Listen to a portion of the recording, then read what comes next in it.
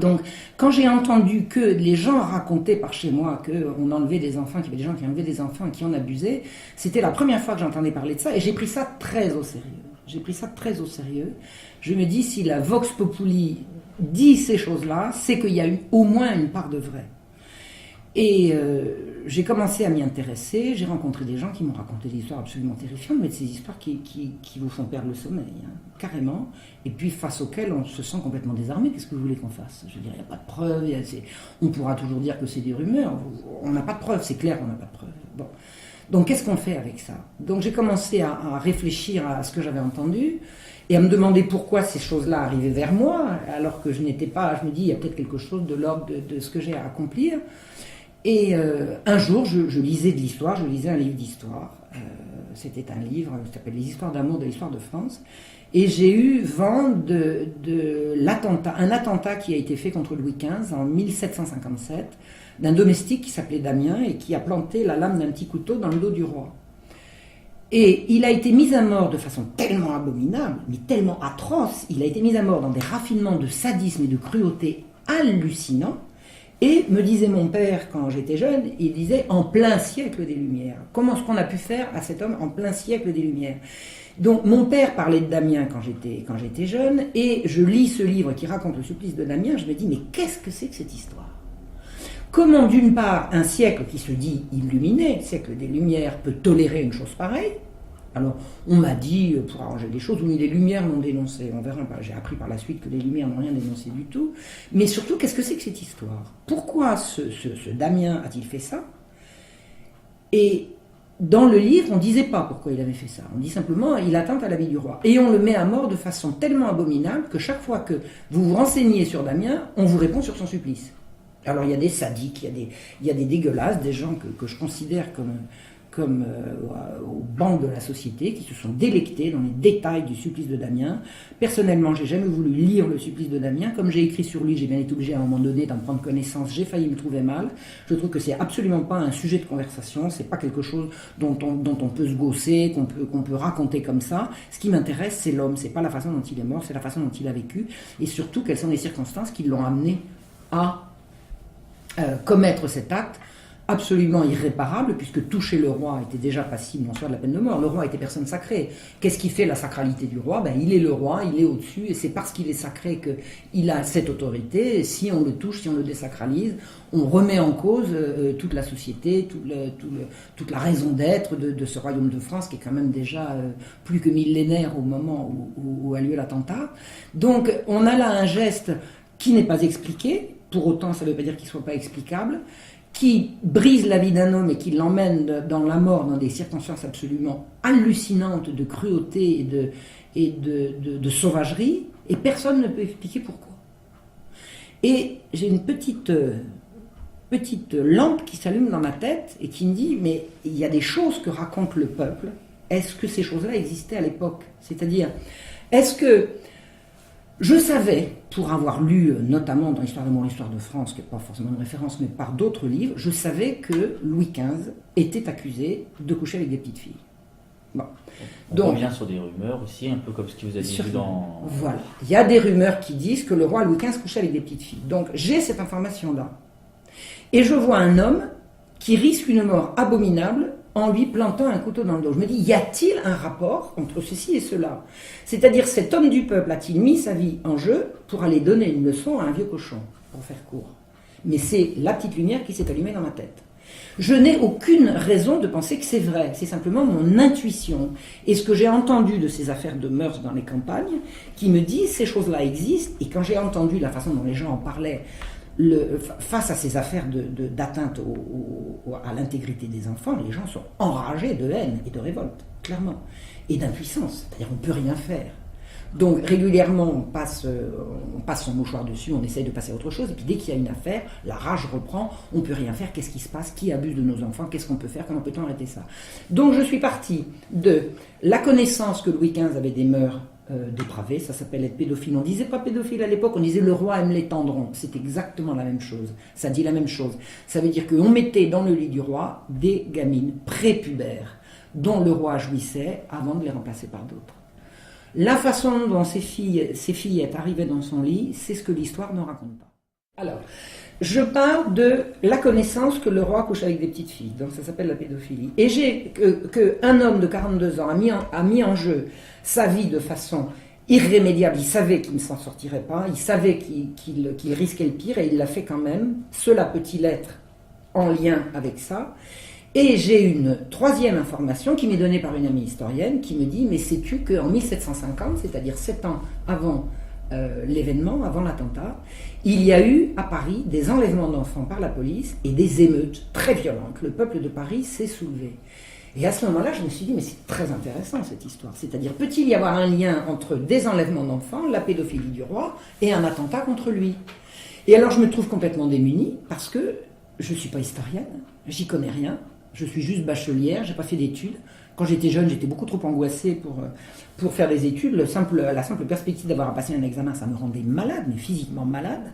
Donc j'étais absolument pas apte à faire des études. Et je me dis, bon, je n'ai pas besoin de diplôme, moi je me lance, je vais commencer à lire. Alors je vais en bibliothèque, je lis tout ce qu'il y a à lire sur le XVIIIe siècle, je lis Pierre Gaxotte, je lis les historiens pour, les historiens contre, je lis. Et un jour je me dis, mais ça suffit pas. Maintenant, il faut que j'aille à la Bibliothèque nationale. Alors, comme j'avais déjà écrit quelques livres, j'avais déjà écrit quelques récits autobiographiques, j'avais accès à la Bibliothèque nationale, à l'entrée pour les chercheurs.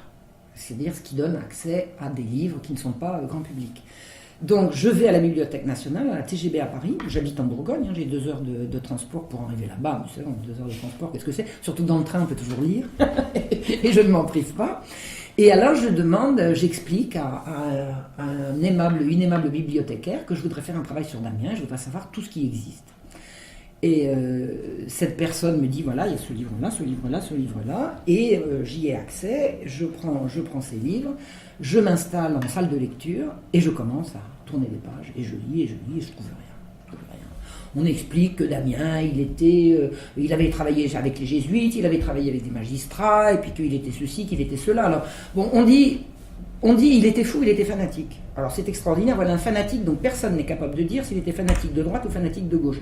Je simplifie, c'était pas droite ou gauche, c'était est-ce qu'il était avec les jésuites ou est-ce qu'il était avec les jansénistes, puisque le siècle de Louis XV, c'est la guerre entre jansénistes et jésuites. Or, il y en a qui disent qu'il était fanatiquement janséniste et d'autres qui disent qu'il était fanatiquement jésuite. Le fanatique qu'on ne peut pas situer ni d'un côté ni de l'autre, c'est quand même un drôle de fanatique. Et ça, il me semblait qu'il y avait là-dedans une contradiction un peu aberrante. Je me suis dit, pour que les gens n'arrivent à ce point-là pas à expliquer pourquoi il a fait ça, alors que tout le monde est d'accord pour dire, 1, qu'il est fou, ce qui n'est pas une explication, 2, qu'il est fanatique sans pouvoir dire de quoi, ça casse quelque chose. Et dans les livres que je lis, dont quelques-uns ont été faits sérieusement, je ne dis pas que ça n'a pas été fait sérieusement, mais il n'y avait pas cette petite intuition que j'avais moi que ça pouvait être une affaire de mœurs. Donc les historiens qui se sont penchés sur Damien sont passés à côté. Or, le 3e livre que j'avais à lire pour faire cette étude, alors j'étais arrivé par le train du matin, je repassais par le train du soir, donc j'avais 8 heures en tout et pour tout faire. Il était 5h30, la bibliothèque devait fermer à 8h, et à 6h moins le quart, j'entends un micro qui dit « La bibliothèque exceptionnellement ». Nous vous rappelons qu'exceptionnellement, la bibliothèque ferme à 6h ce soir. J'avais plus qu'un quart d'heure. Et je tournais les pages d'un livre en anglais qui raconte les révélations de l'Ancien Régime à travers l'affaire Damien, et je tombe à un moment donné sur une information qui me donne un flash, mais j'en ai eu le tremblement. Je lis, la fille de Damien a été arrêtée pendant l'affaire des enlèvements d'enfants de 1750.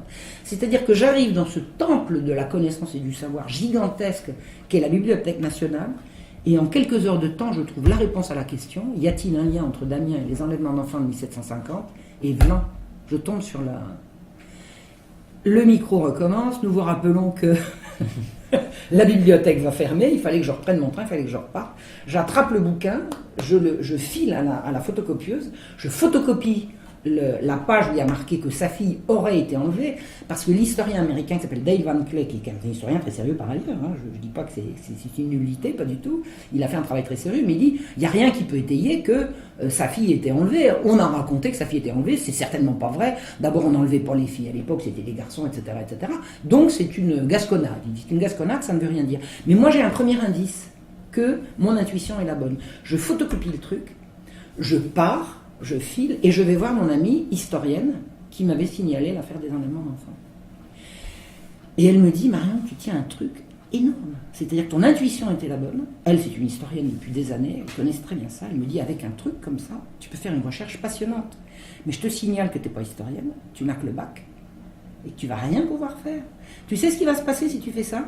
Tu vas faire un bouquin passionnant, tu vas passer à côté d'un tas de trucs parce que tu n'auras pas eu les bases de la recherche historique, tu vas aller voir un historien, il va te dire c'est nul, et une maison d'édition, ils vont te dire c'est nul, et un historien qui lui a ses diplômes, il va le porter sous son nom, et tu vas te faire avoir. Qu'est-ce que je peux faire? Il me dit, tu sais ce qu'il te reste à faire? Tu reprends tes études. Je dis, mais enfin t'es dingue quoi, j'ai 49 ans. Il me dit, je t'ai dit ce qu'il fallait que tu fasses. Maintenant tu fais comme tu veux. Je vous dis pas la bouffée d'angoisse qui m'est remontée.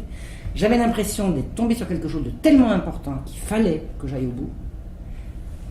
Mais il fallait pour ça que je remette en cause une vision de moi-même que j'avais, que j'étais nul, que je pouvais pas faire d'études, que j'étais une grande gueule, mais que je pouvais pas passer des diplômes, enfin bon, toute l'image de moi négative que j'avais de ma jeunesse.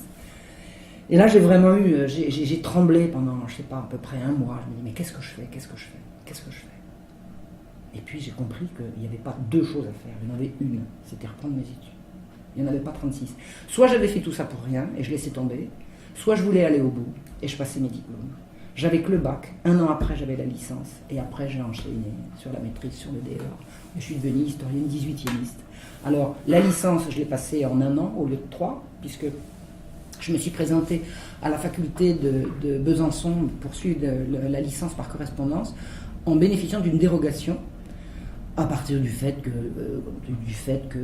j'avais l'âge que j'avais telle expérience, que j'avais déjà écrit des bouquins et que voilà, la dérogation m'a été accordée et on m'a donné un an pour faire ce que les autres font en 3 ans. Je me suis levée. J'ai passé 9 mois de septembre. Alors c'est rigolo parce que j'ai commencé mes études le 11 septembre 2001. Ça vous rappelle quelque chose? Je me revois.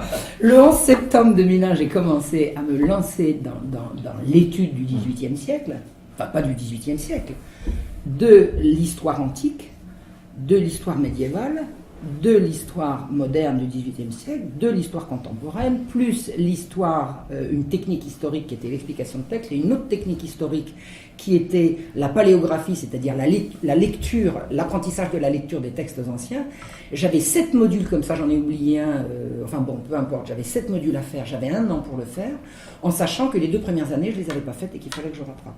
J'ai commencé le 11 septembre et j'ai eu ma licence au mois de juin, complètement sur les rotules, épuisée, esquinté, mais fier comme c'est pas permis plus, quoi. Enfin, je veux dire, j'avais surmonté, c'était pas seulement que j'avais passé un an en 3, c'est que j'avais surmonté mon angoisse en me levant tous les jours à 6h moins le quart, et de 6h moins le quart jusqu'à midi, sans lever le nez, tous les jours que Dieu fait, samedi, dimanche, fête, Noël, jour de l'an, du 11 septembre jusqu'à la licence, tous les jours.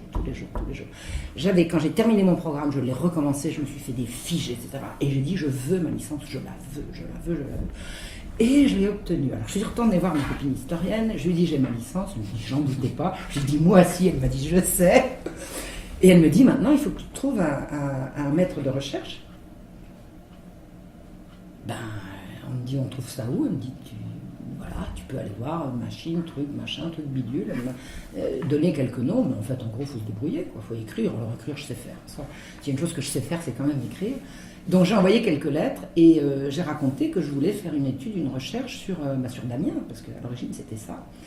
Et il y a une professeure de Paris 7 qui m'a répondu, qui m'a dit « Oh, mais ça m'intéresse tout à fait, c'est pas tout à fait ma spécialité, mais ça m'intéresse. » Je l'ai rencontrée, une dame absolument délicieuse, adorable. Enfin, quand je dis mes professeurs, je dis mes maîtres, alors elle est vraiment extraordinaire. Et elle m'a aidé, elle a orienté ma recherche et j'ai passé ma maîtrise sur l'épluchage du dossier Damien. Et pour éplucher le dossier Damien, c'est le dossier du XVIIIe siècle, c'est-à-dire que je me suis plongée complètement. Alors c'est là que j'ai appris à travailler dans les archives. Et historien, c'est une technique, c'est un savoir-faire, c'est un métier, on peut presque dire. Donc j'ai appris toutes ces techniques soutenues par l'université, avec cette chance qu'on a encore en France extraordinaire, que les études sont gratuites, qu'on a accès aux archives, qu'on a accès gratuitement aux bibliothèques, qu'on a accès à un tas de lieux extraordinaires dans Paris. Et en un an de temps, j'ai passé ma maîtrise. Alors j'ai eu une mention très bien, j'étais quand même assez contente de moi. Pour une nulle que j'étais, je trouvais que je reprenais vraiment du poil de la bête. Puis après j'ai enchaîné sur le DEA et tout. Et le résultat de ça, c'est ça, c'est-à-dire 2 livres. Mon but, c'était pas de faire une thèse. Encore que quand on fait un DEA, on est prêt à faire une thèse. La DEA, c'est la préparation à la thèse. Mais je me suis dit, la thèse, c'est encore 3 ans, et je peux pas. Moi, je fais ça pour écrire. C'est-à-dire que je veux découvrir la vérité de Damien, c'est pas pour la garder pour moi, c'est pour la communiquer, c'est pour que les gens sachent. Qu'est-ce que j'ai découvert dans ces recherches? J'ai découvert que Damien était ni fou, ni fanatique, que c'était un brave homme, c'était un Français bien de chez nous, c'était un homme certainement qui aurait fait, si je l'avais connu, qui aurait été un bon copain, un bon camarade, un gars que j'aurais certainement aimé comme un frère, enfin vraiment un type bien, comme j'en ai rencontré plein dans ma vie, de ces gens sans prétention, généreux, gentils, aimant la vie, aimant les copains, voilà, un gars bien, ce qu'on appelle, on dit les braves gens. J'aime bien cette expression, les braves gens. J'ai découvert ça en lisant Souffrance en France, que face aux pervers qui dirigent le monde, on a la majorité des braves gens. Et je me considère comme faisant partie des braves gens.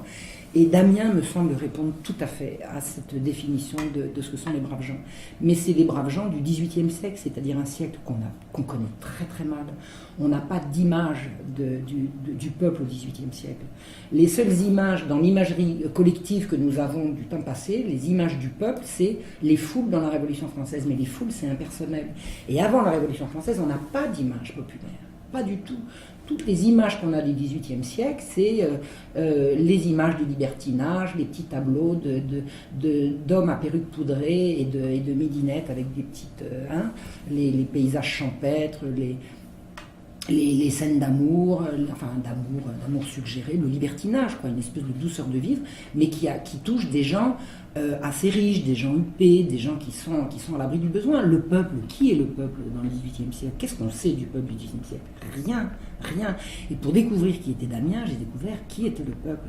Et pour découvrir qui était Damien, je me suis plongée, mais à corps perdu, totalement dans toutes les pièces disponibles de son procès et de tout ce qui a été publié à la même époque par des magistrats, par tout ce qui était publié à l'époque. J'ai épluché, et surtout je me suis également penchée, c'est ce qui a donné, alors ça a donné 2 livres au lieu d'un, sur ce que j'ai appelé la Marche rouge, c'est-à-dire ces fameuses émeutes de 1750, au moment où la police enlevait des enfants. Et alors je suis partie, j'ai fait toute cette recherche en partant sur une mauvaise piste. C'est amusant, c'est bien l'histoire. Je me suis dit, puisqu'on enlève des enfants, et qu'il y a des émeutes, et que le roi est pédophile, on enlevait des enfants pour les fournir au roi. Alors c'est une fausse piste, alors complètement idiote en plus. C'est-à-dire que de pouvoir imaginer, mais ça, avant de savoir, on ne sait pas, et puis c'est tout, c'est pas parce qu'on est idiot quand on persiste à pas vouloir savoir, mais avant de savoir, on ne sait pas. Mais je me suis dit après, mais comment ai-je pu imaginer une seconde que le roi, pour se servir de petite fille, il allait envoyer ses flics dans la rue? Enfin, c'était aberrant, ça n'avait pas de sens. C'est-à-dire qu'en fait, il se passait autre chose qui avait justifié qu'on enlevait des enfants dans les rues, qui n'avait rien à voir avec la pédophilie royale. Alors il se trouve que c'était quand même concomitant. C'est-à-dire que pourquoi est-ce que le roi s'est mis à coucher avec des petites filles? Eh bien, c'est parce que le roi avait une maîtresse qui s'appelait la marquise de Pompadour, que le roi lui était de toute façon infidèle, qu'il avait attrapé une sale maladie, il avait refilé la sale maladie à la Pompadour, et le médecin de la Pompadour lui avait dit « Je vous interdis d'avoir des rapports sexuels avec le roi ». On ne disait pas des rapports sexuels, on disait des rapports charnels. Et donc elle s'est retrouvée en passe de ne plus pouvoir satisfaire la libido. Elle risquait d'être mise sur la touche, elle n'a jamais été. De ne plus pouvoir satisfaire la libido du roi. Et alors elle a été accusée par la Vox Populi, mais ça c'est vérifié par des travaux d'historiens extrêmement sérieux. C'est elle qui a dit c'est à moi de pourvoir, à ses sens, c'est comme ça qu'il restera attaché à moi. Et si des femmes l'approchent, il risque de s'attacher. Avec des gamines, il ne s'attachera pas. D'ailleurs, ça a été un mauvais calcul parce qu'il a fini par s'attacher à une des gamines.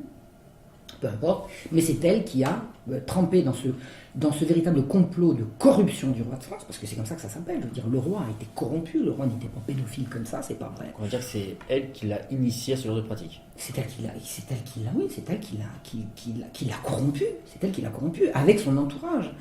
C'est extrêmement grave, je veux dire. On dit la Pompadour, c'est une femme très intelligente qui a promu les Lumières. Elle a promu les Lumières et la pédophilie royale, c'est quand même pas... Bon, les Lumières, on en reparlera, si vous voulez. Je suis pas sûr que ça ait été une grande idée de sa part, mais elle a été vraiment la corruptrice du roi de France. Donc, elle fournissait, elle avait son réseau d'alimentation de la couche royale, elle n'avait pas besoin d'envoyer les... Alors, elle était très bien avec le lieutenant général de police, Nicolas René Berryer. Elle était très très bien avec lui. Et Nicolas René Berryer était l'homme le plus impopulaire de Paris. Alors il y avait l'homme le plus impopulaire de Paris, c'était Berryer, et la femme la plus impopulaire de Paris et ailleurs, c'était la Pompadour. Donc les grands esprits se rencontraient. Les grands esprits se rencontraient. Mais il est quand même certain, et ça jusqu'à preuve du contraire, qu'il n'y avait aucun rapport entre les enlèvements d'enfants et la pédophilie royale. Ça c'est clair. Une parenthèse, et puis si je me perds, il faudra m'aider à revenir. Une parenthèse. Pendant longtemps, on a dit, les Parisiens ont prétendu qu'on enlevait leurs enfants. C'est-à-dire que les Parisiens, pour un certain nombre d'historiens ou de chroniqueurs, étaient tellement bêtes qu'ils croyaient qu'on enlevait leurs enfants alors que c'était même pas vrai. Bon, enfin, faut pas rigoler. Mais il y a une version officielle. C'était une théorie du complot. Les gens croyaient qu'on enlevait leurs enfants. Mais évidemment qu'on les enlevait. Et moi, j'ai retrouvé, alors, en travaillant dans les archives, j'ai retrouvé la liste des gosses qu'on avait enlevés, et puis où on les emmenait, etc. Donc c'était une réalité. Il y avait des dépôts de plainte, il y avait des dépôts de plainte, puis il y avait des émeutes sanglantes. Bon, alors on peut faire partie des gens qui disent ah ben le peuple il fait des émeutes parce que c'est des abrutis, parce que c'est des sauvages, parce que c'est des terroristes, alors que la police, même qu'elle a rien fait, et que bon. Et puis il y a des gens comme moi qui disent alors s'il y a des dépôts de plainte, s'il y a des manifestations, s'il y a des émeutes, c'est qu'il se passe quelque chose. Et des condamnations aussi. Et des condamnations. Oui, mais au début je ne le savais pas forcément. Hein. Parce que les condamnations, il faut avoir étudié véritablement le dossier pour savoir qu'il y a eu des condamnations. Mais il y a un certain nombre de références dans un certain nombre de livres d'histoire où on dit les gens croyaient que, et puis on passe à autre chose. On ne va pas au bout. On ne va pas au bout en disant qu'il y a eu des procès, etc. Donc, en réfléchissant, en étudiant cette histoire d'enlèvement d'enfants et d'émeutes et de plaintes, je me suis dit, mais où est-ce que vont ces enfants? Donc, j'ai trouvé qu'en fait, les enfants, ils étaient envoyés dans une institution qui s'appelait l'hôpital général. Qu'est-ce que c'était que l'hôpital général? Je ne savais pas, moi je ne connaissais pas, je débutais dans la recherche historique, qu'est-ce que c'est que l'hôpital général? Alors il y a un monsieur qui s'appelle Michel Foucault, qui a abondamment parlé de l'hôpital général, pour en dire des trucs qui montrent qu'il n'a rien compris à ce que c'était que l'hôpital général. Mais il y a une explication à ça, c'est que M. Foucault était philosophe et qu'il n'était pas historien. Alors moi je fais l'hôpital général comme historienne, comme philosophe, je n'ai pas de prétention, je parle d'autre chose. L'hôpital général, c'était le lieu de rassemblement et de renfermement, on disait à l'époque, de tous les miséreux du royaume. On avait interdiction en France de mendier. Dès que vous aviez perdu votre gagne-pain, votre pitance pour quelque raison que ce soit, vous deveniez à la charge de la société. Si on vous prenait un mendier, c'était les galères, le fouet, etc., etc. Tout mendiant ou toute personne en situation d'être obligé de mendier devait se laisser enfermer à l'hôpital général. L'hôpital général, c'était une institution qui est née à Paris et qui ensuite a essaimé à travers toute la France. Toute ville de France a eu son hôpital général, dans lequel les pauvres avaient obligation de se laisser enfermer pour ne plus être à la charge de l'État. La mendicité, c'était quand même un fléau. Et alors, l'hôpital général est né au lendemain de la Fronde. Qu'est-ce que c'est que la Fronde? C'est 4 ans de guerre civile, qui se termine par l'arrivée au pouvoir de Louis XIV, 4 ans de guerre civile au milieu du XVIIe siècle, qui mettent sur les routes et aux portes des villes, parce que pourquoi est-ce que les gens qui étaient miséreux à la campagne viennent à Paris ou viennent dans les villes? Mais c'est parce que les villes sont alimentées en grains et que les miséreux suivent le blé. Ils vont là où le pain. Donc les miséreux autour de la région parisienne, enfin la Fronde, ça a été 4 ans de guerre pendant lesquelles, quand les armées de la Fronde avançaient, sur 40 km, il ne restait plus rien. Brûlés, violés, pendus, torturés, c'était une horreur. Une horreur qui a duré 4 ans. Et au lendemain de la Fronde, il y a dans Paris des miséreux partout. Et il y a 2 façons de réagir à cette misère. Alors je parle du siècle de Louis XIV, hein, c'est 100 ans avant. Vous avez la façon de Saint-Vincent de Paul, c'est-à-dire la bonté, le secours. On va organiser les secours. Donc l'Église? L'Église, oui. Oui, mais enfin, Saint-Vincent de Paul, c'était un homme d'Église, mais c'était aussi une personnalité à lui tout seul. Ça veut dire que c'est dans la philosophie de l'Église de s'occuper des miséreux. Ah, tout à fait. Voilà, c'est la raison d'être. Ah, tout à fait, c'est sa mission. Mais il y avait des façons, les structures habituelles de secours aux miséreux ne suffisaient plus. Il y a toute paroisse, tout village, tout château, toute seigneurie avait sa façon de procéder avec les miséreux. Mais là, il y avait un afflux. Il y avait des gens dans les rues, il y a une misère épouvantable, il y avait des enfants perdus, abandonnés partout. C'était vraiment absolument atroce. Et la façon qu'a eu la façon de réagir qu'a eu Vincent de Paul, hein, qui a été canonisé au siècle suivant, qui était un prêtre, c'était la bonté personnifiée. Et lui, son idée était, il faut faire tout ce qui est humainement possible pour soulager la misère. C'est-à-dire soulager, faire en sorte que les gens souffrent le moins possible. C'est-à-dire soulager la souffrance, soulager la misère, aider les gens à se sentir mieux. Et en face de lui, dans le même milieu, existe une organisation secrète qui s'appelle la Compagnie du Saint-Sacrement, dont Molière a abondamment parlé, puisque c'est les gens qui dénoncent dans Tartuffe, qui disent les miséreux sont des gens, ce sont des feignants, on sait très bien que l'agriculture manque de bras, qu'est-ce que c'est que tous ces miséreux qui viennent désagiter leurs plaies et leurs escarres là pour nous. Ces gens-là, il n'y a qu'à les mettre à travailler, il y a du travail en France. Alors, d'un côté, les miséreux on les secourt, et en face, on les enrégimente. Étonnant comme discours. Oui, ça rappelle quelque chose. Ça rappelle certainement quelque chose. Donc, la Compagnie du Saint-Sacrement, qui était quand même organisée en société secrète, c'était des notables, c'était majoritairement des magistrats. Mais il y avait pas des magistrats, il y avait des notaires, il y avait des avocats, il y avait des bourgeois, il y avait des gens, enfin c'était tout un petit monde de gens qui étaient plus papistes que le pape, plus catholiques que le Vatican, et qui voulaient faire le bien et qui voulaient porter la bonne parole évangélique, qui voulaient que chaque fois que le Saint-Sacrement était trimballé dans Paris, la rue s'arrête, que les gens signent, qu'ils se mettent à genoux, qu'ils plongent et qu'ils fassent des dévotions. C'était des bigots, c'était des laïcs bigots, qui se mêlaient de ce qu'ils ne regardaient pas. Parce que l'église, elle était entre les mains des prêtres, et ça, tous ces gens-là étaient des laïcs qui trouvaient que l'église était trop tendre et qu'il fallait être un petit peu plus sévère. Et alors, leur sévérité, elle avait deux façons de s'exprimer. Il y avait vis-à-vis des prostituées, par exemple. Une prostituée, c'était une femme perdue, il n'y avait qu'à l'attraper puis la fouetter devant tout le monde. Eh ben voyons, ça ne les empêchait pas d'aller au pute. Hein. Et ça, on le sait. Mais ça ne savait pas. Donc les mêmes avec lesquels ils couchaient pendant la semaine, il les faisait fêter le dimanche. Enfin, je ne sais pas si c'était le dimanche, d'ailleurs, je dis certainement n'importe quoi. Ce que je veux dire, c'est que c'était d'une hypocrisie sans nom. Ils donnaient des leçons à la Mais oui, c'était des donneurs de leçons. Et eux n'appliquaient pas leurs propres préceptes. C'était des salopards, il faut appeler les choses par leur nom. C'était des bigots donneurs de leçons qui partousaient en privé et qui donnaient des leçons de morale en public. Et ces gens-là ont inventé l'hôpital général, c'est-à-dire un lieu de renfermement de tous les gens qui n'étaient pas en mesure de se soutenir matériellement.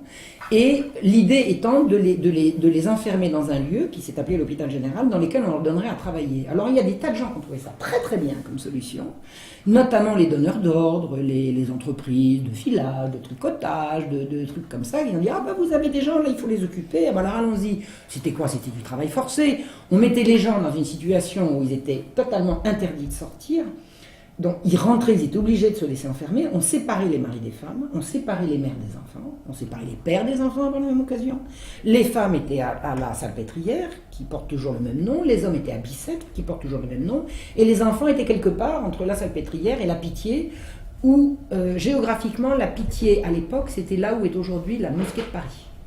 Quand on regarde la mosquée de Paris, on se dit, là, il y a 200 ans, il y avait la Pitié. Et j'ai d'ailleurs trouvé une photo qui a été prise dans le courant du 19e siècle, avant la destruction de l'ancien hôpital de la Pitié, des photos ont été prises. C'est-à-dire qu'on dispose, c'est ça qu'il faut savoir, concernant le Paris du 18e siècle, des photos qui ont été prises au 19e, avant que Paris soit détruit. Donc il y a une photo de la Pitié, donc les enfants étaient mis à la Pitié. Donc c'est un truc absolument inhumain, c'est absolument atroce. On sépare les familles et on les met au travail forcé dans des conditions d'hygiène de vie mais épouvantables. Et c'est un système dont j'ai lu la définition un jour en parlant d'un autre système que tout le monde comprend, c'est concentrationnaire. C'est-à-dire que ce qu'ont inventé les dévots de la Compagnie du Saint-Sacrement, c'est un système dans lequel des civils sont enfermés dans une ère d'où ils ne peuvent absolument pas sortir, soumis à l'arbitraire, au travail forcé, à la misère, à la torture, à tout ce qu'on peut imaginer de pire, c'est-à-dire dans un lieu clos dans lequel les gens qui dirigent sont à l'abri du regard et de la critique. C'est-à-dire que c'est un pouvoir incommensurable, absolument illimité, sur des gens sans défense et par des gens que personne ne contrôle. Parce qu'ils se sont octroyés certains droits et ils ont aussi établi des règles qui ils empêchaient qu'on les nuise de l'extérieur. Voilà, exactement. Ils ont fait... L'hôpital général a été créé. Alors, à l'origine, il faut que je situe quand même quelque chose par rapport au XVIIe siècle, puisque ça se fait à l'époque de Louis XIV. Alors, au moment où Louis XIV a signé le décret de fondation de l'hôpital général, il était très jeune. Ça aurait été 10 ans après, il n'aurait jamais signé un truc comme ça. Il donnait tout pouvoir aux juges qui avaient rédigé les statuts, il leur donnait tout pouvoir d'administrer l'hôpital général, d'être juge et partie dans tous les procès qui auraient lieu, et de nommer eux-mêmes un receveur pour... il leur donnait les pleins pouvoirs, sans aucune possibilité de contrôle extérieur, y compris le pouvoir religieux. C'est-à-dire que toute l'organisation de l'hôpital général était faite de telle sorte que personne, pas même l'Église, ne pouvait regarder ce qui s'y passait. Alors, en principe, à l'époque, l'Église était... L'archevêque de Paris devait siéger de droit à l'hôpital général, mais il n'y a jamais siégé de fait. Or, quand la Compagnie du Saint-Sacrement a été détruite par Mazarin, parce que c'était un État dans l'État, parce que c'était une secte, parce que c'était certainement satanique, enfin il y a des tas d'indications qui tendent à prouver qu'il y a des choses à comprendre de ce côté-là. De toute façon, la Compagnie du Saint-Sacrement, c'était un État dans l'État, c'était absolument inenvisageable de maintenir une société secrète organisée par les plus importants personnages de l'État dans un royaume dirigé par Louis XIV. Donc Louis XIV a fait et a interdit la Compagnie du Saint-Sacrement, mais l'hôpital général, il restait quoi? Alors qui est-ce qui allait y diriger? Toujours des magistrats, toujours des gens du Parlement de Paris, mais jansénistes. Alors c'était quoi le jansénisme? À l'époque de Louis XIV, le jansénisme, c'est une organisation de personnes qui correspond d'ailleurs idéologiquement tout à fait à la mentalité de la Compagnie du Saint-Sacrement. Ce sont des gens qui disent que Dieu n'a pas donné sa grâce de façon équitable à tout le monde. C'est-à-dire que Dieu donne sa grâce à qui Dieu veut. Et en fait, singulièrement, c'est ça la théologie protestante. Ce que dit le catholicisme, c'est la grâce est donnée à tout le monde et l'homme est libre. Alors que ce que disent les protestants, c'est Dieu choisit à qui il donne la grâce et l'homme n'est pas libre, il est déterminé à la naissance. Or, le jansénisme, c'est un protestantisme pratiquement rigoureusement identique, mais qui prétend ne pas avoir rompu avec Rome. C'est-à-dire c'est un protestantisme au cœur du catholicisme. Et Louis XIV les détestait. Ils détestaient. Alors ils avaient la même bigoterie que la Compagnie du Saint-Sacrement, la même cruauté vis-à-vis des pauvres, la même conviction que du moment qu'on est riche, c'est parce que Dieu nous a donné la grâce d'avoir la richesse et les pauvres, ben, ils avaient qu'à pas. Hein, de toute façon, ils sont perdus, il n'y a pas de rédemption possible. Et ce sont eux qui se sont trouvés après l'abolition de la Compagnie du Saint-Sacrement, ce sont eux qui se sont trouvés à la tête de l'hôpital général. Et ça a été une abomination, Les atrocités qui ont été commises sur ces miséreux, sur ces pauvres gens, j'ai plus étudié d'ailleurs les femmes de la Salpêtrière que les hommes à Bicêtre, mais il y en a autant du côté des hommes, c'est atroce, c'est vraiment infernal. Et c'était des gens qui étaient bigots et qui disaient mais l'Église n'a pas venir à s'occuper des affaires des laïcs, nous sommes des laïcs, qu'est-ce que l'Église... L'idée de laïcité, là, qu'il ne faut pas que l'Église vienne se mêler de ce qui ne la regarde pas, c'est eux qui l'ont inventé. Hein. Mais l'Église, elle voulait se mêler de regarder ce qui se passait pour défendre les pauvres. Et ces laïcs-là disaient l'Église n'a pas à venir s'occuper des affaires des laïcs. Ah bon, comment? Et en fait, personne ne les contrôlait. Et ça a été tout le drame de l'affaire de l'hôpital général, donc il va se retrouver un siècle plus tard. Donc, qu'est-ce que c'est que l'affaire de la Marche Rouge? C'est, je découvre que les enfants sont envoyés où? Les enfants enlevés par la police, ils sont mis à l'hôpital général. L'hôpital général, dirigé par des magistrats, jansénistes, mais du jansénisme d'un siècle après. Et le jansénisme du XVIIIe siècle, autant c'était une espèce de théologie, c'était à la fois une bigoterie, mais c'était une spiritualité aussi. Il y avait une revendication d'être en lien direct avec Dieu, etc., etc. Au XVIIIe siècle, on fait moins de manières par rapport au bon Dieu. Par contre, on sait dire qu'on est janséniste politique et qu'on veut partager le pouvoir avec le roi, etc. Donc cette affaire des enlèvements d'enfants fait que, pour situer politiquement l'affaire, vous avez une magistrature, c'est-à-dire le Parlement de Paris, ce sont les juges, qui est en guerre contre le roi, parce que le roi prétend que c'est lui qui commande, et les juges disent « Oui, mais Majesté, vous commandez, mais nous sommes là pour vous dire que là vous vous trompez, et qu'en fait ils sont plus royalistes que le roi et plus papistes que le pape. » Ce sont des emmerdeurs, pour dire les choses. Ils sont kikinants au possible, ils sont extrêmement puissants, et ils dirigent de main de maître l'hôpital général. Or, la police, qui n'obéit pas aux magistrats, puisqu'elle obéit au lieutenant général de police, emmène les enfants à l'hôpital général. C'est là qu'on trouve le lien entre les magistrats, les enlèvements d'enfants et retour magistrat. Le roi, il est un peu en dehors du truc. Alors qu'est-ce que c'est que ces enfants? Qu'est-ce que c'est que cette histoire? Qu'est-ce que c'est que ces enfants? Pourquoi? Qu'est-ce qu'on en fait? J'ai cherché, j'ai pas trouvé ce qu'on en a fait quand ils sont sortis, mais j'ai découvert que ces enfants disparaissaient par milliers. C'est-à-dire que l'hôpital général est une institution dirigée par des magistrats prompts à la rébellion, opposant à l'absolutisme royal, parce que le roi prétend que c'est lui qui commande, et eux, ils savent que Sa Majesté ne sait pas, que c'est à eux d'expliquer à Sa Majesté comment il faut faire. Et ces gens-là ont la mainmise absolue sur un réservoir d'enfants qui rentrent et qui disparaissent. Comment on le sait? Parce que quand on est historien et qu'on va fouiller, ce que j'ai appris à être, j'étais pas comme ça avant, maintenant je le suis devenu extrêmement. L'hôpital général, comme d'ailleurs toutes les institutions nées sous le règne de Louis XIV, probablement avant aussi, mais enfin moi je parle de ce que je connais, toute institution royale dans laquelle quelqu'un entre, il ne monte pas de blanche. Une prison, écrou. L'hôpital, registre d'entrée. Un navire, rôle d'embarquement. Toute personne qui passe dans une institution royale ne montre pas de blanche, à l'entrée et à la sortie. Et on peut comparer les registres d'entrée et de sortie. C'est comme ça. Et les registres de l'hôpital général sont des registres intégralement sauvés des incendies de la commune, parce qu'en 1871, il y a énormément de documents parisiens qui ont été brûlés, qui ont disparu, mais les registres d'entrée et sortie de l'hôpital général ont été sauvés. C'est pas miraculeux, c'est parce qu'il y a des gens extraordinaires qui les ont mis à l'abri quand le danger est arrivé.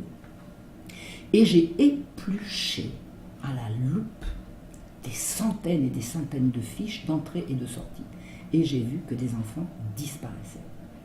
C'est-à-dire qu'on voit des enfants entrer, on a une durée de séjour à la Salpêtrière, on les voit sortir, quelques-uns avec leur mère, quelques-uns pour aller ici, là, et des centaines et des centaines et des centaines pour aller nulle part. Or, j'ai étudié à fond toute la législation d'Ancien Régime sur qui a autorité sur ces enfants. Personne d'autre que les magistrats n'ont autorité sur eux. On ne peut pas dire ils sortent et puis ils vont ailleurs. Il n'y a pas d'ailleurs. C'est-à-dire que l'hôpital général était le cœur d'un gigantesque trafic d'enfants. Au bénéfice de quoi? Au bénéfice de qui? La question est ouverte. Et ce qui a mis la puce à l'oreille au peuple, c'était le fait qu'il y ait des enlèvements, justement. Alors, brusquement, en 1750, alors que l'hôpital général fonctionne, ça fait 100 ans qu'il fonctionne, que des enfants rentrent et sortent, et dont personne ne se plaint, on se met brusquement à en arrêter en pleine rue. Qu'est-ce qui se passe? Alors, moi j'avais cru au départ, j'ai dit, bon, c'est passé au moment où le roi arrête de coucher avec la marquise, donc, bon, aberrant, d'accord, je ne reviens pas là-dessus. Mais il s'est passé quand même quelque chose. Pourquoi brusquement on se met à enlever des enfants dans la rue, alors qu'on sait qu'il y a un réservoir sans fin à l'hôpital général? Et d'ailleurs, ça a été reconnu sous le règne de Louis XIV, des gens de l'hôpital général étaient envoyés aux colonies. Donc il y a eu des gens qui ont dit, il y a eu des rumeurs qui ont dit, mais enfin ces enfants de l'hôpital général, ces enfants qu'on enlève, c'est pour les envoyer aux colonies. Et des gens ont fait la réflexion frappée au coin du bon sens, pourquoi voulez-vous qu'on en enlève dans la rue pour emmener aux colonies, alors qu'on sait très bien qu'il y en a qui sont pris à l'hôpital général. Donc il y a un hiatus, il y a quelque chose qui se passe qui est pas compréhensible. Pourquoi brusquement on se met à enlever des enfants? Et en fait, ce qui s'est passé, c'est que cette année de 1749 montre, ou date à laquelle commencent les enlèvements d'enfants, correspond à un changement à la tête de l'hôpital général. Le roi est tellement exaspéré d'entendre toutes ces plaintes sur les malversations, sur les atrocités commises à l'hôpital général, qu'il est allé voir l'archevêque de Paris et qui lui a dit, vous allez aller siéger à l'hôpital général et y mettre de l'ordre. Et au moment où l'archevêque de Paris arrive à l'hôpital général pour y mettre de l'ordre, grève générale des magistrats. Ah bon? Pourquoi? Et après, on se met à enlever des enfants. Je vous raconte pas la suite, il faut lire le livre quand même. En fait, qu'est-ce que c'est? Il se passe qu'il y a au cœur de Paris une espèce de réservoir sans fin pour toutes les abominations qu'on peut imaginer d'enfants perdus que personne ne réclame, et une magistrature qui a l'œil, la main et le plein pouvoir sur cette institution, et un archevêque de Paris qui vient et qui dit, mais attendez, moi je siège au titre que Sa Majesté m'a demandé de siéger, je veux savoir ce qui se passe, je veux voir les comptes, et tout le monde se met en grève, et on se met à enlever des enfants, brusquement. Allons, qu'est-ce qui se passe? Qu'est-ce qui se passe? Et ce qui s'est passé à propos des enlèvements d'enfants, c'est que ces enfants ont fini par être libérés. Pourquoi? Parce que le peuple s'est révolté. Il y a eu un soulèvement. C'est le soulèvement le plus violent entre la Fronde, qui a été quand même une guerre civile, c'est plus qu'un soulèvement la Fronde, mais enfin il y a eu un tas de manifestations et d'émeutes pendant la Fronde, notamment à Paris. Entre la Fronde et la Révolution française, il y a ce que j'appelle la marche rouge. Alors pourquoi la marche rouge? Parce que en Belgique, il y a eu en 1996 ce qu'on a appelé la marche blanche à propos de l'affaire Dutroux. La marche blanche, où vous avez des centaines de milliers de Belges qui ont manifesté avec des écharpes blanches, des roses blanches, pour protester, pour dire leur indignation face à ces affaires de révélation de maltraitance à enfants et de maltraitance, de pédophilie. Et j'ai dit la marche rouge, c'est moi qui ai trouvé ce truc-là. J'ai dit en fait, la révolte des parents en 1750, c'est une marche rouge, parce qu'elle a été sanglante. Et les enfants ont été relâchés, pas tous. J'ai découvert des enfants qui n'ont pas été relâchés en allant rechercher, mais la majorité quand même des parents a retrouvé ces enfants. Et la marche rouge montre que le peuple de Paris, que nous ne connaissons pas, on ne le connaît pas, on ne connaît pas de nom, on ne connaît pas de visage. Je suis allée à la rencontre de ce peuple de Paris en allant dans les archives d'une part de la Salpêtrière et de Bicêtre et de la Pitié, et d'autre part dans les archives de la justice pour voir ce qu'a été. Il y a eu un procès, il y a eu des morts pendant la marche rouge, il y a eu des condamnations à mort, il y a eu des exécutions, ça a été un événement considérable au milieu du siècle de Louis XV. C'est d'ailleurs à partir de cette date que Louis XV a cessé d'être le bien-aimé. On l'appelait Louis XV le bien-aimé, à partir de 1750, c'est fini. C'est fini, il n'est plus bien-aimé, c'est Louis XV, point. Donc le peuple a pris... Le peuple s'est révolté, voilà, il y a eu un soulèvement. Il a voulu prendre le problème à bras-le-corps, parce qu'il voyait qu'il n'y avait rien qui s'y passait. Il s'est mobilisé, il s'est opposé à l'ordre établi, qui étaient les représentants. Mais il a fait la chasse aux flics, voilà, ils ont libéré. Ça a été une véritable chasse aux flics. Comment faisaient les policiers pour enlever les enfants? Alors ils passaient, il y avait 3 gars à pied, il y avait une voiture, un carrosse de fiacre qui marchait derrière, et puis un petit livreur de pain, ou des gosses qui sortent de classe, hop, on les ceinture et on les met dans une... Bon alors on fait ça 1 fois, 2 fois, 3 fois.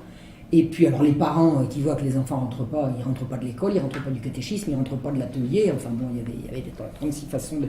Il y avait des écoles à Paris, il y avait 500 écoles paroissiales à Paris, donc les enfants étaient également ramassés sur le chemin de l'école. Et alors les affaires au début sont individuelles, il y a des parents qui s'affolent, qui vont au Châtelet, qui vont voir le préfet de police, et puis qui essayent de récupérer leur gamin, et puis qui signalent aux uns aux autres, et puis petit à petit l'affaire enfle, et puis à un moment donné, il y a un enlèvement de trop, il y a un flic qui se fait prendre en chasse par un père, et puis le copain, et puis après les voisins, etc. Et puis ça s'est terminé par une chasse à l'homme. Ça a été hallucinant, ça a été un soulèvement à la fois d'une violence, et il y a des témoignages qui disent que par rapport à l'enjeu, les Parisiens ont encore été raisonnables. C'est-à-dire qu'il aurait pu y avoir des centaines de morts. Ce qu'il faut savoir, c'est que j'ai beaucoup étudié le cas de Damien. Là, je vous parle de la marche rouge, mais à l'origine, c'est quand même une seule et unique recherche. Damien était domestique. Donc, il faisait partie de ce qu'on appelle la livrée. Alors, c'est quoi la livrée? La livrée, c'est le costume du domestique qui le distingue quand un domestique sert dans une maison, il a la livrée de la maison. C'est-à-dire tous les domestiques, le cocher, etc., le valet, ils avaient la même livrée, ils avaient le même costume, les mêmes galons, les mêmes couleurs et tout. Donc ce qu'on appelait la livrée, pour parler en général, c'était les domestiques. Et les domestiques étaient extrêmement solidaires. Extrêmement solidaires. Tous les métiers en France étaient organisés en corporation. La corporation des menuisiers, des machins, des bouquetières, de tout ce que vous voulez. Les domestiques n'avaient pas de corporation, mais ils avaient un esprit de corps quand même. Ils étaient extrêmement solidaires. Un domestique qui était au chômage, il retrouve du boulot comme ça, il rencontrait les copains, tout le monde, etc.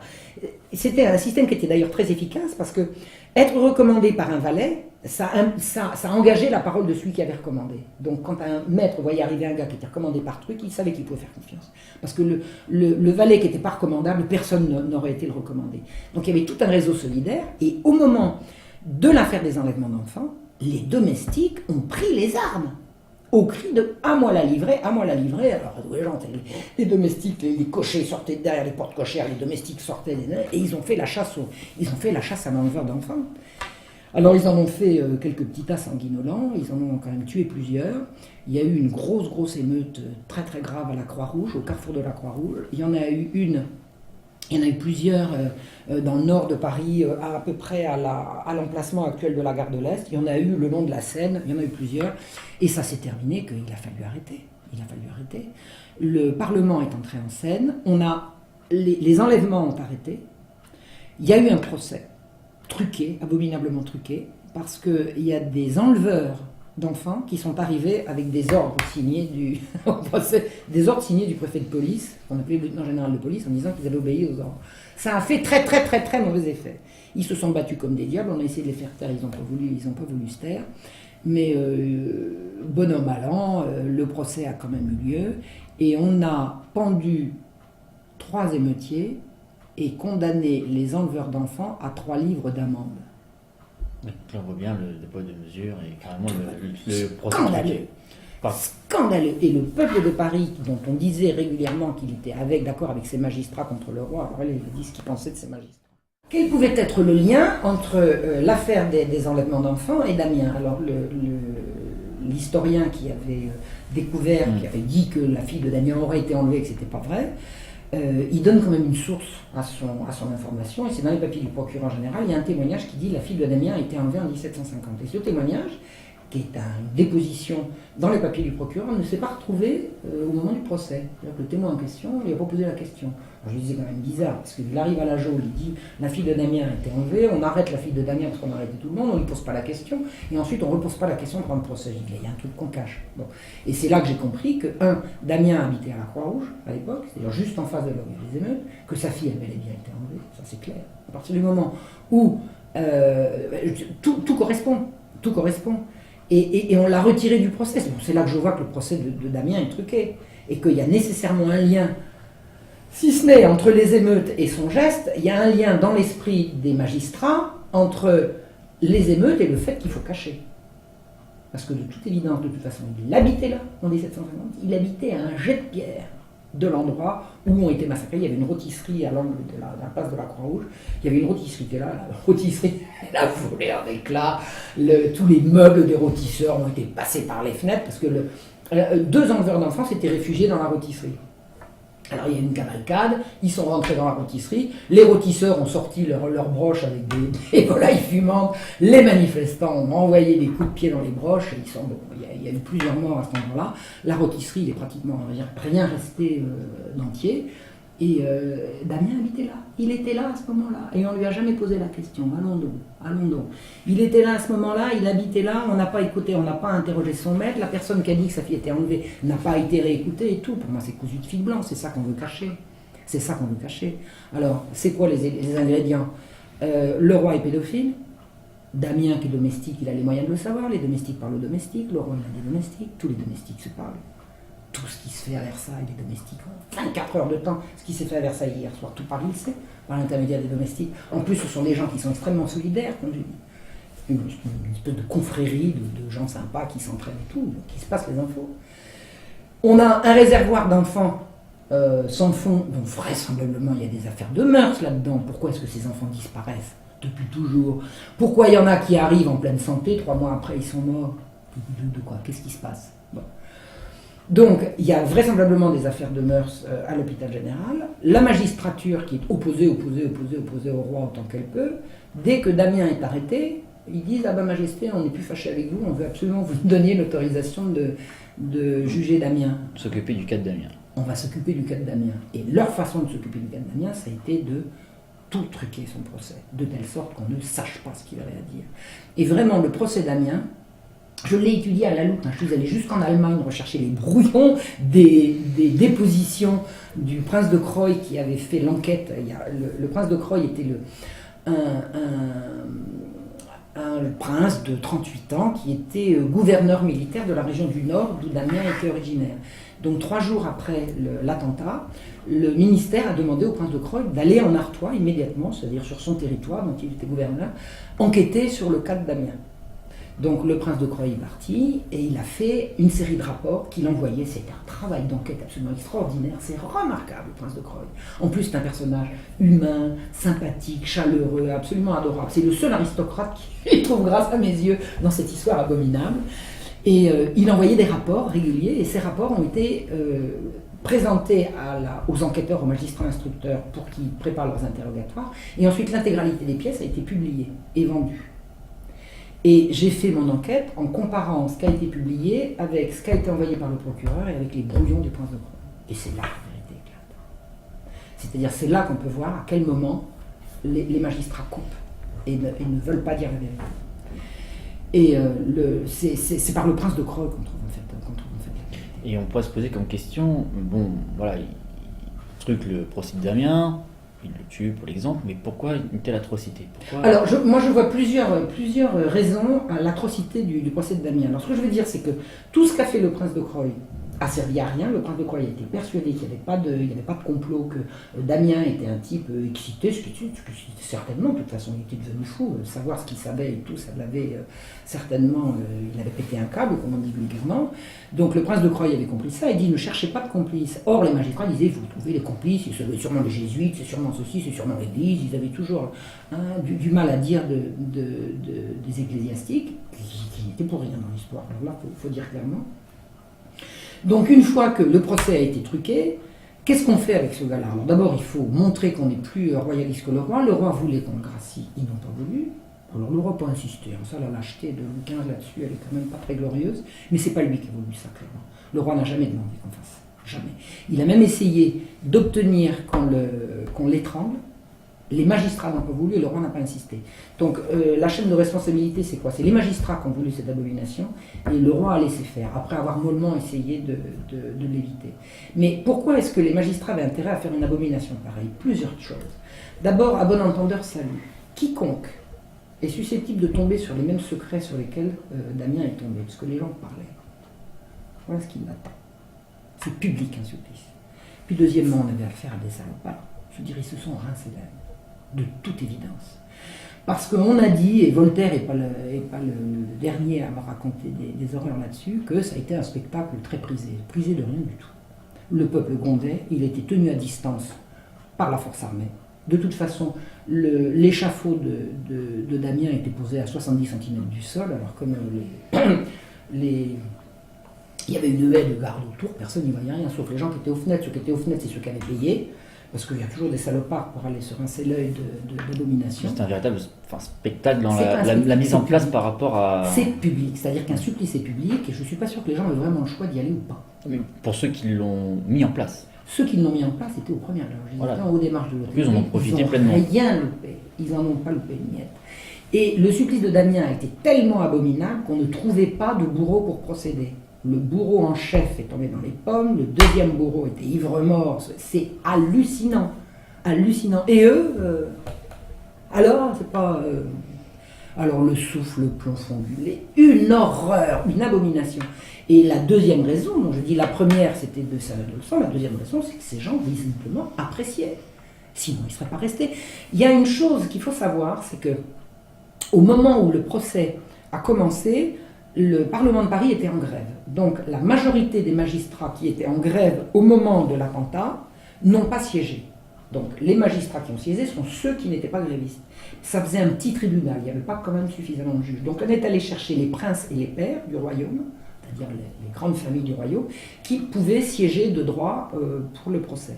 Donc ils sont venus, les princes et pairs sont venus, c'est pas eux qui ont dirigé les débats, c'est bel et bien les magistrats, et ils n'ont pas voulu assister au supplice.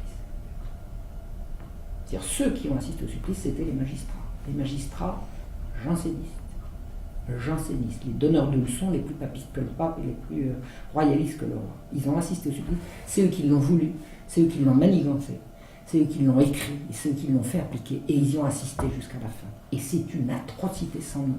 Et justement, tous ces détails et tous ces éléments qui décrivent exactement la mise en place de cette horreur, donc on le retrouve dans le livre Mourir à l'ombre des Lumières, l'énigme de Damien, que l'on retrouve sur le site de Contre-Culture, et aussi La Marche Rouge, les enfants perdus de l'hôpital général, qui elle explique un peu la mise en place de l'hôpital et tout ce qui en découle, enfin l'origine de l'histoire de Damien.